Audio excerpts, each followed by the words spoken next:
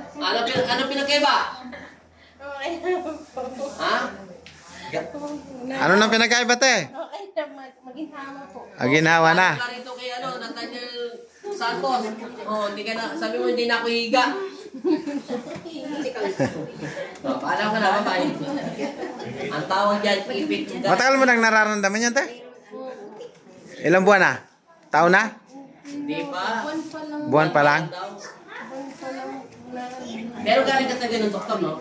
Ano sabi ng medisina? Ano po? Sabi ko po kasi resulta ng Riz. Ito lang kagabi. Tapos wala naman nakita. Nano ka lang yung naipitan ka lang ng ugat. Alam mo, hindi yun nangyari doon sa pag-ano ng basura. Paulit-ulit yung nangyayari sa kanya, na-tsempuhan niya lang yung mali mong pagdampot ng basura. O, baka sa paglalaba mo, sa pagkikilos mo, sa paghuhuga, sa paglalaba, sa galaw, yun.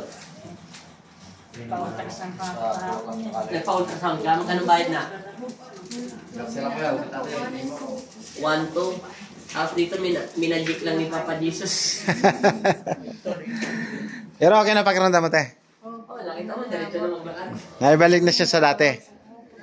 Pabaya, dadaan ka pa sa Kaya pala masaya na yung boyfriend mo, oh. Sige, te. Te, taga saan po kasi kayo, te? San Miguel po. Okay, bye-bye po, ate. Salamat. Bye-bye, boyfriend. Si Ate Beth daw yun. Thank you po, Lord.